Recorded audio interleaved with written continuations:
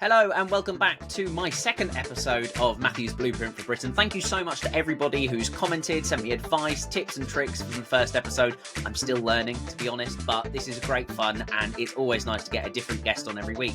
Now, my guest this week, technically I think my first guest for this podcast is the undefeated, can I say heavyweight champion? I might get beaten up by him. The king of Northwest Leicestershire, the only Conservative in the turquoise pond. Well, it's getting smaller by the day, isn't it?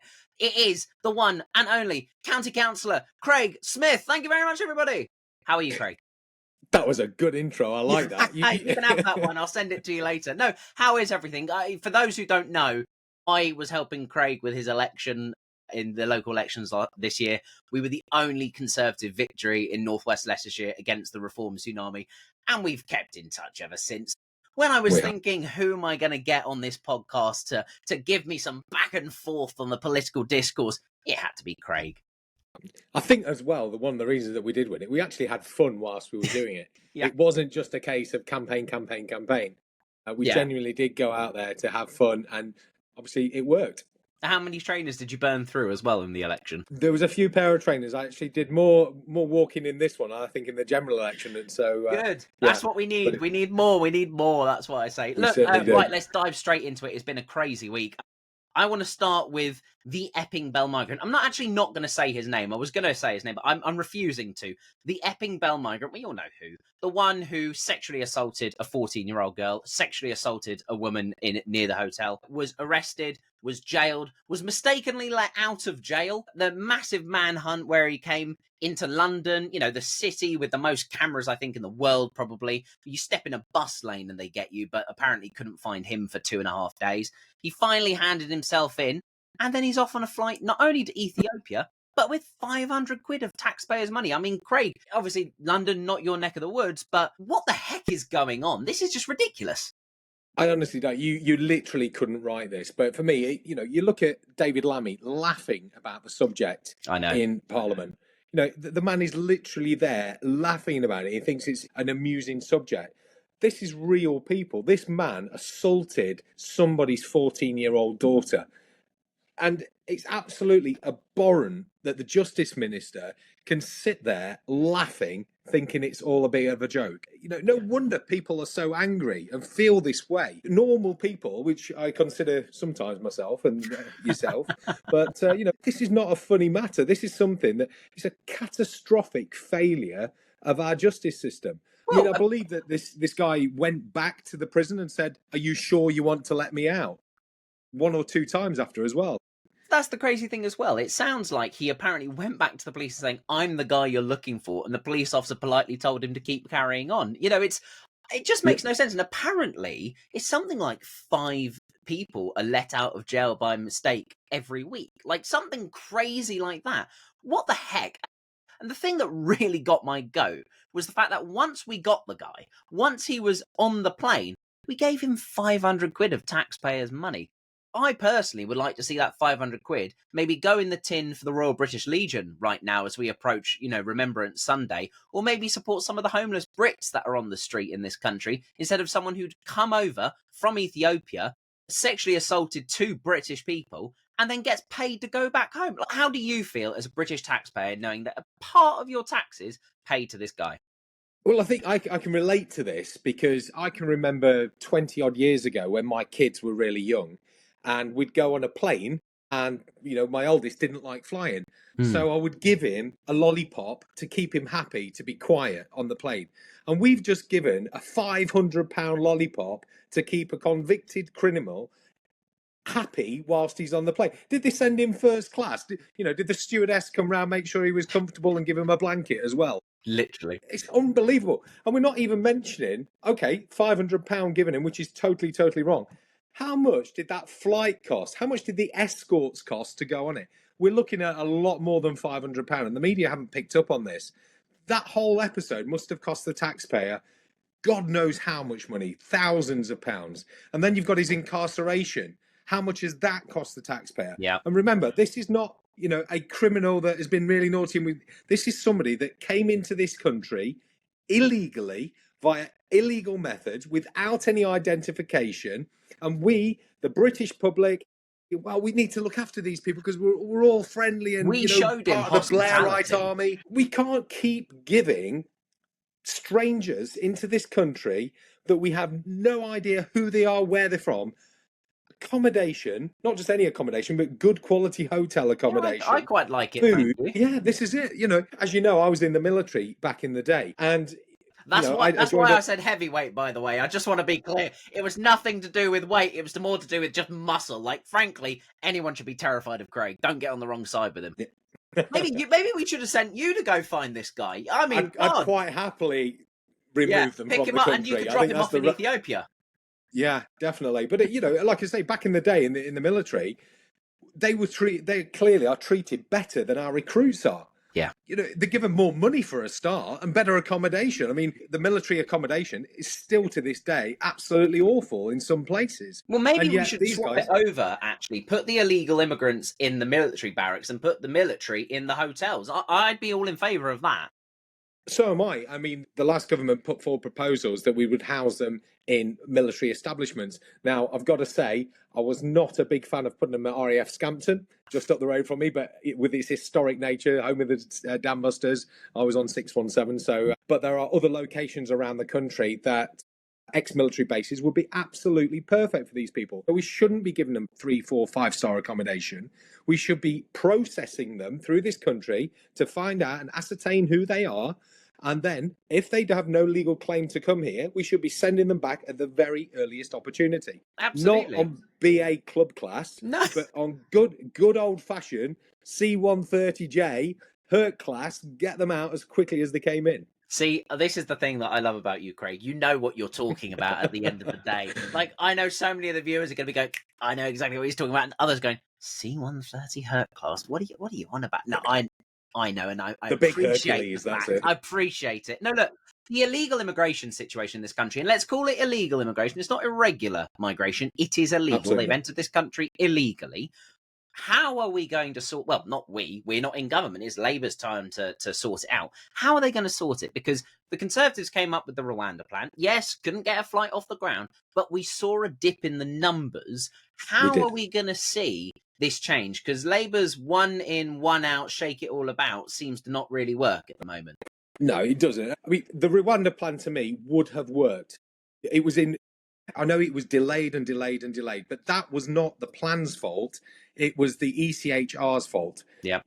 We are subservient to foreign laws and, a judge in Strasbourg with no legal qualifications whatsoever. You seem to be able to ring up at 11 o'clock at night 11 and o'clock say, we need a judgment. Right, stop that. Yeah. That's what stopped the Rwanda plan from working. These lefty lawyers that literally stopped our country from defending its borders. Had those Rwanda flights gone off, I think we would have seen a very different general election. But also, we would have seen that deterrent really starting to take hold because there is no deterrent. The very first thing that Starmer and his clowns did was cancel the Rwanda plan. And the 1 in, 1 out replacement, well, let's have a look at that, shall we? 1 in, 1 out. But that 1 out was an illegal immigrant, so he came in. So that's actually 1 in. We're going up 1 every time there's 1 in, 1 out. Yeah. But here's even better. The one that went out came back in. And now, I was listening to the news the other day, even better now, the French are deciding that these ones that are going back, well, they've got no real claim to housing or money or anything else. So guess what? They're coming back because they can't get any accommodation. It's unreal. And, we are paying the French billions of pounds to help us stop this immigration crisis. And the French are literally just taking it and, maybe, thank you very much. And off they go. They're skipping all the way down the Champs-Elysees. They've got all of the croissants and escargot at the moment they want. I mean, it's crazy. My whole idea of starting this podcast was to come up with a blueprint, literally, how we can sort this out. And for me, it's very simple. The second that boat steps on the British sand, as soon as that dinghy arrives, they're arrested. They're not come this way to a bus. Here's a blanket. Here's food. Here's water. They're arrested. They're put on a police van and they are driven to the nearest airport or military base, and they're gone. And frankly, I'd make it even stricter. If you do not turn up with passports and documentation of who the heck you are, it's an automatic refusal. I don't care who you think or say you are. Yep. It's a refusal. You have to prove who you are. Surely that's the way this country sorts it out. I would absolutely agree with you. I think the word that Starmer does not like using is illegal. Yeah. These people are illegal immigrants. And, we've got legal immigration, which is huge and doesn't literally get half as much airtime as it should. Yeah. Because we're so focused on the illegals. The illegal immigrants, the minute they come in this country, they are breaking our sovereign laws. Therefore, they should be detained immediately and they should be processed offshore away from United Kingdom soil. So whether that's a third country or a barge like the BBC Stockholm or somewhere like that, where they cannot get inside the British system, really, because the minute they're in the British system, they're getting housing, they're getting money, and then they're going to be able to claim for asylum through. That is wrong. They're breaking a law coming in this country. They should not be allowed to claim asylum. And as we know, you're supposed to claim asylum in the first country, safe country that you come to. Now, these people are economic migrants. No two ways about it. That is what. And I've got sympathy with them. Of course they want to come to Great Britain. We're a great country, and we have a great, too generous welfare state, in my opinion, that really does need a look at. But to be giving foreign nationals, I'm almost 50. I know I don't look it, but I've paid tax since I was 16. And I've paid in all my life. I've never missed, I've always paid throughout the years. I've never been unemployed, thankfully. And yet, I've never taken a penny out, but I'm having to pay for other people's country. It's all going on them, Craig. It's all going on them. And that's the other thing that I would do is if we have to use hotels, and I said this a year ago on when I was on one of the other talk shows, and I got laughed at. If we have to use hotels, lock the doors. Use them like they're a prison. Lock the windows, lock the doors, and use it as a temporary detention centre. I don't understand. What if it's a revolving door? Well, stop that. Just lock that entirely. The thing that I find most annoying is the fact that we put these illegal migrants in hotels, but then let them walk free.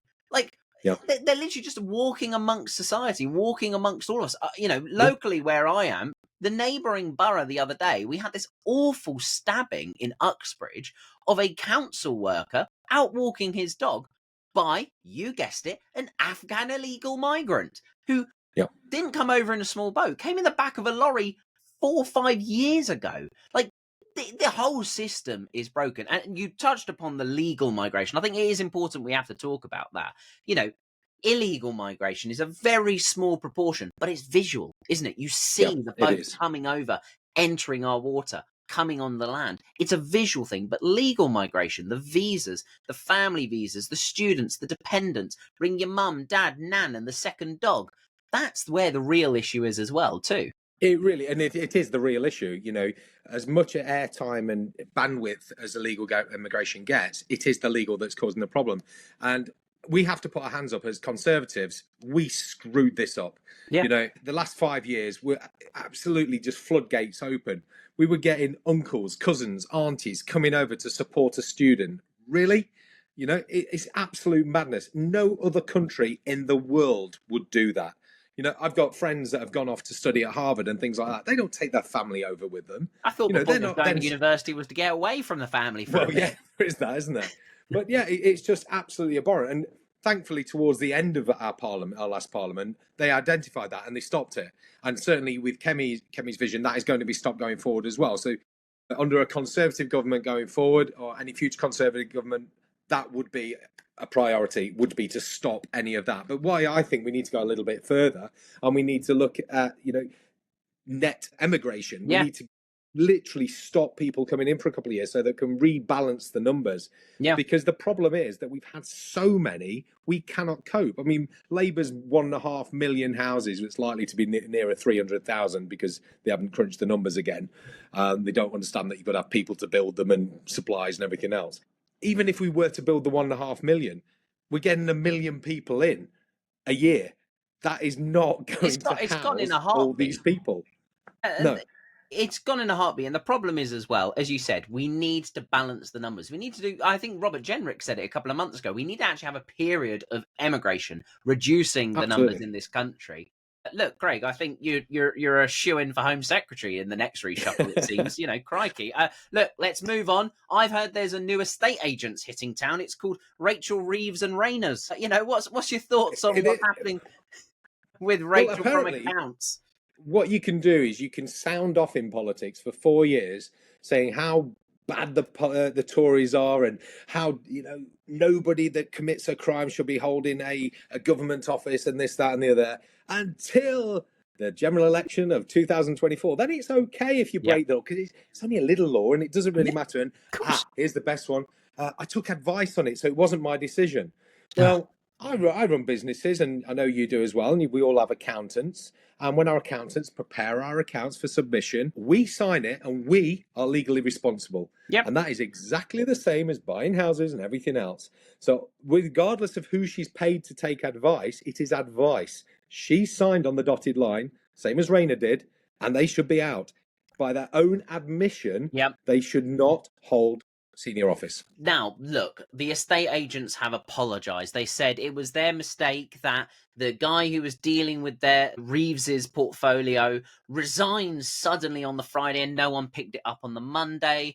They've said, I'm really sorry, we were going to deal with it. Obviously, I mean, look, Rachel, she's got a lot to deal with, Craig. She invented a £22 billion black hole last year, and now I think it's 40 now, isn't it? Apparently, it's a 40 or 50 billion pound black hole. She's been busy. No one can blame her for the fact that she'd forgotten her house that they were living in when she moved into number 11. They were going to rent it out. Like, come on, you can't really expect the Chancellor to be paying attention to details, can you? Well, especially when it comes to financial matters. I mean, God. Could you imagine a financially literate Chancellor? This is it. So, and again, we did not paint ourselves in brilliant colours in certain instances, but that was over a 14-year period. You're always going to, especially 14 months, and they've had how many ministerial resignations? Honestly, we could go through it right now, but it would take us probably the rest of the week. It's just these people are up to the necks in it, absolutely up to the necks in it. Yeah. I'm surprised Lord Ali didn't actually pay for financial advice. But it's just... I was thinking, we've not heard much from Lord Ali recently, but I'm sure that's going to change, But the other thing as well, Craig, I mean, these selective licenses, they're, not every council does them, not everywhere does it. It's a difficult thing to get your head around. It's not like she tweeted about it last week saying she was in support of the fact the council had brought in selective licenses. I know, and you couldn't make that up, really, couldn't you? So not only did she know, she tweets about it, supports it, and says it's a really good idea, and then a week later, somebody breaks it that she's fallen foul. She's got to go. I mean, she's going to go anyway, let's face it. A lot of people think the story's dead now. A lot of people think because the estate agents apologised and they say it was their fault, and because Keir Starmer's already basically said there's not going to be an investigation, a lot of people think the story is dead. I am still of the opinion, similar to what you said, it is ultimately the landlord's responsibility. It is the homeowner's responsibility. And that is Mr. and Mrs. Reeves. So regardless of the estate agent that they used, the estate agent made a mistake, probably would have to pay out some sort of compensation or anything if there was a fine or something, or basically stop being their letting agent. But it is the Reeves' responsibility, and this is a criminal matter as well. It's not a civil matter, it's criminal, and that's a resigning issue straight away. Yeah, and Starmer promised last year before the election a government of integrity. He's on all the podiums saying it. You will never find any of his ministers breaking the law like the Tories did, and they wouldn't do this and they wouldn't do that, and they would be shining beacons of morality.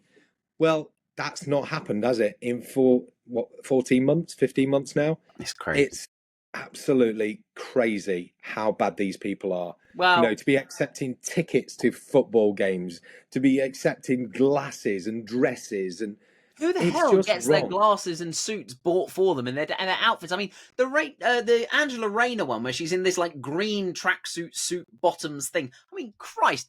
If you were going to get something donated, you get something fashionable at least. This is it. You would hope they would actually get a fashion advisor paid for as well, wouldn't they? But Lord Ali's running out of money at the moment. He's been spending it on everybody else. He needs a personal shopper, doesn't he? So Well, I mean, look, maybe Rachel Reeves and Angela Rayner will set up their housing estate portfolio together, and they'll drift off into the Labour sunsets of all the different houses and lettings they've got. Yeah. Hopefully by the end of this month, after the 26th, they might have a lot more time on their hands because, again, that's not something I'm looking forward to. And everybody. The one thing I think is hilarious, though, the Conservative, and people might not know this, the way that Parliament works is obviously parties put forward amendments and things like that, and opposition days. The Conservatives pushed one this week about the stamp duty cut. Obviously, Kemi Badenoch announced at the Conservative Party conference that a Conservative government would get rid of stamp duty. I love the fact that not only did Labour vote against this, but Angela Rayner voted against it. Someone who in recent months might benefit from there not being any stamp duty. You'd still have a job.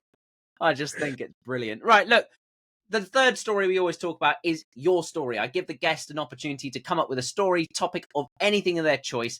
Sometimes it's baking, sometimes it's nitty-gritty politics. Craig, what's your story this week? Well, as you know, you helped me get re-elected as a county councillor. So a lot of my time recently has been around local government reorganisation, particularly in Leicestershire.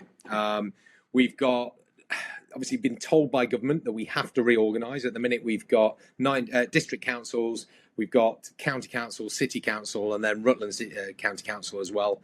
And we're now trying to come together and basically come up with an idea of what the new government's going to look like. Now, we've got a couple of different proposals. Rutland can't quite decide whether they want to be with us or not, so they don't really know what they're up to. We've then got Leicester City, who wants to take over more of the county, and if Sir Peter Salisbury gets his way, probably most of the Midlands as well. And then we've also got the districts, which are vying for a north, south and city with no expansion. We, as the county Conservatives, we've put forward that we would like to see a one Leicestershire model with a city, like a donut effectively, with a city with no expansion. The problem is that we had elections earlier this year and we lost control of the county council. It's a Reform minority led now, and they haven't done an awful lot in 6-7 months. In fact, they've done very little on LGR until recently. Now, if you remember rightly, I think down your neck of the woods as well, there was delays to elections. There are. It was very contentious, and a lot of people said, it's undemocratic, this, that, and the other. But the reason was, it wasn't to keep county councillors in seats for longer. It was to stop the situation that we now find ourselves in. Because had Leicestershire been given that year extension, you would have had 42 experienced county councillors steer the whole thing through. We were already running away with it anyway, so we were, already halfway up the rungs of the ladder, and we would have been able to get it on time with a really strong, solid proposal that would have hopefully then sort of countered SPS's Leicester City world domination. What we've now got is a Reform minority that are very inexperienced, new, young councillors that literally, I think there's one former county councillor, and he was one of us until February this year, and he's now the leader as well. So you've only got that one level of experience at this level, rather. So they're struggling. That's not a slight on them at all. They are just generally struggling through lack of experience. They won't speak to us, obviously, because we're the nasty Tories and we're just plotting their downfall all the while. But and then you've got the Liberal Democrats who will just blow whichever way the wind blows, really, whatever best for them. Do you not think it actually shows how complicated the system is? I mean, crikey, I didn't even realise there were so many levels and rungs of council. I mean, Christ, who the hell's responsible for filling in the pothole at the end of the day? It's, frankly, local government reorganisation, long time overdue, I think, in a lot of necks of the woods. Yeah. But people will argue, get on with it. Like, someone is going to be the loser. There's always going to be a loser at the end of the day. Lots and lots of councillors are going to be out of jobs. That's their pension top-ups gone, or their careers, if they've worked that to be, a full-time leader or deputy leader or things like that. That's going to happen. Don't you think we're actually just seeing a bunch of people trying to hold on to their positions and delay this and delay this? No, I don't. I'm speaking from experience here. I don't become a councillor for financial benefit at all. In fact, I think I'm on less than minimum wage for the hours that I put in. I'm sure if the council's Doge team had anything to do with. Well, no, we're not using Doge. We're not using Doge. Oh, no Doge. Even though they were promised to use Doge throughout the election to iron out, I think we saved something like 250 million over 10 years, and then they need to save another 100 million. But they're not going to use the free Doge. Instead, they're going to pay expensive international consultants to do the same job. What of which they'll find very little. Money. if anything. I mean, ultimately, we have been let down, and I'm speaking with my county council hat on here, not my parliamentary hat. We've been let down by successive governments. You know, I wrote to my government last year, and, you know, I know previous colleagues have rose to previous governments before, even the Labour government before, asking for more money. Leicestershire is the lowest funded county council in the whole of England.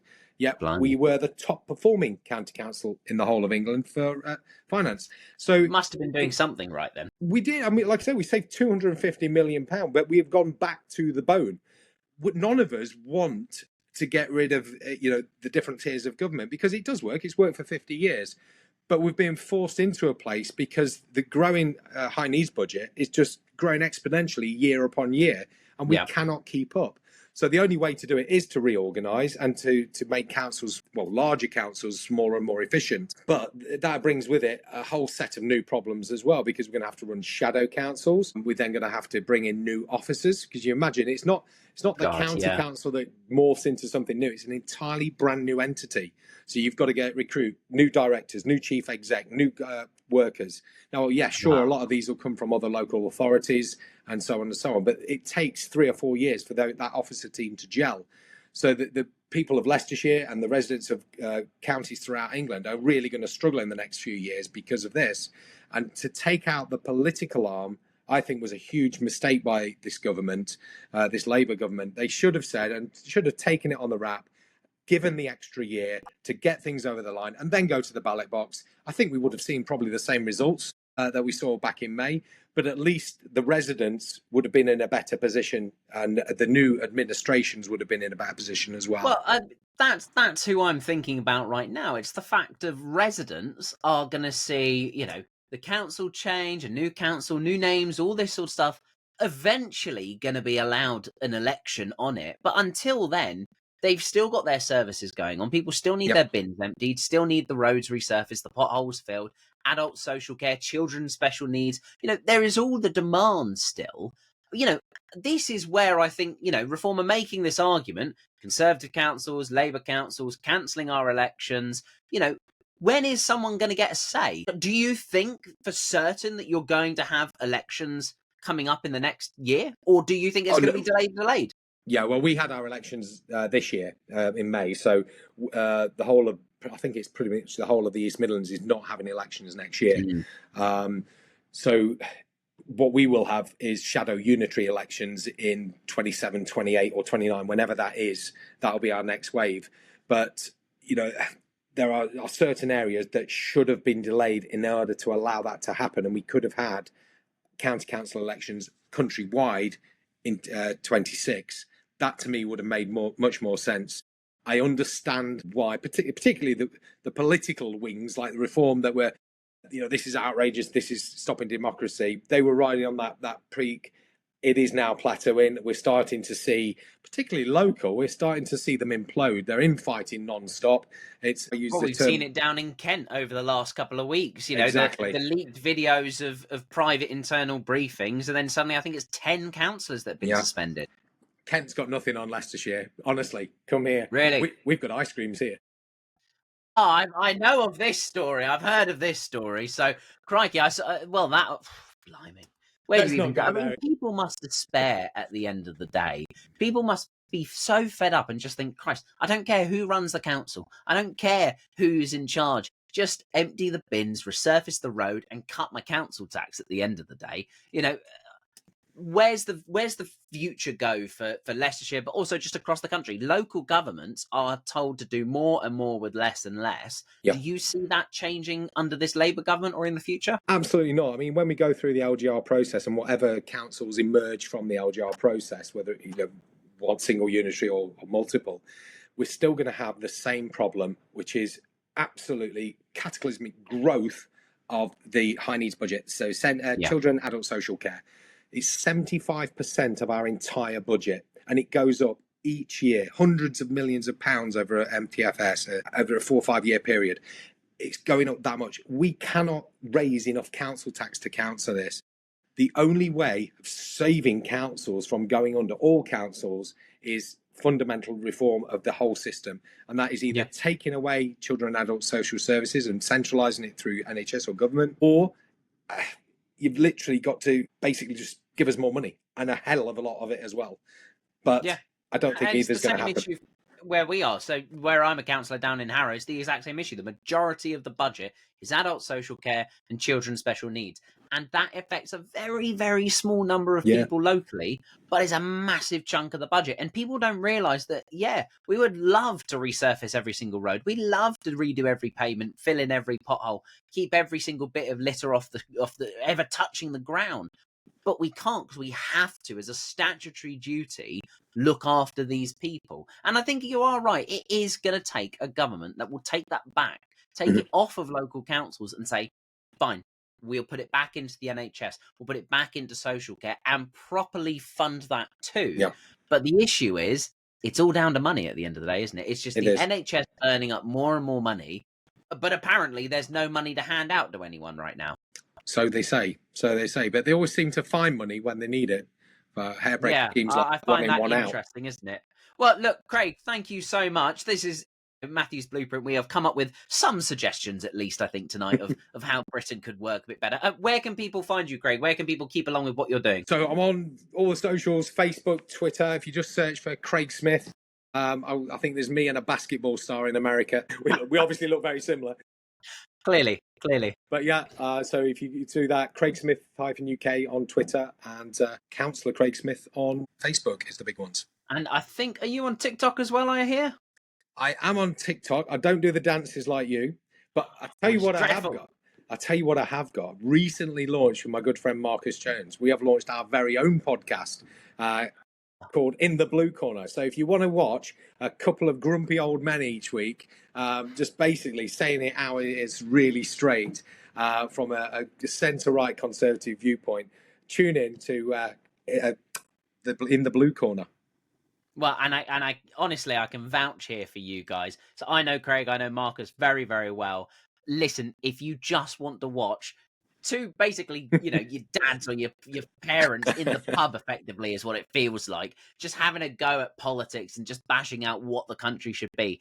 It is a great thing to watch. So please go and watch In the Blue Corner. It is great. But don't forget, the first thing you've got to do is subscribe to this, because I will get Marcus on this as well. I've sent him a message today saying, right, come on, Marcus, I'm going to have Craig on here, so we've got to get him as well. But look, Craig, thank you so much for being my first official guest, I guess. Thank you very much for having me. There's no trophy, there's no plaque. We don't have the budget for that.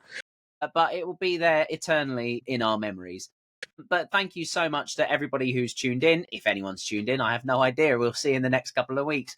This is Matthew's Blueprint for Britain. We're going to change this country one step at a time. We're going to say it as it is, speak common sense, have a good laugh at the same time. So it's goodbye from the undefeated heavyweight champion, the king of Northwest Leicestershire, Craig Smith, and me, Matthew Goodman Freeman. Goodbye and ta-ra. Thanks, Matthew.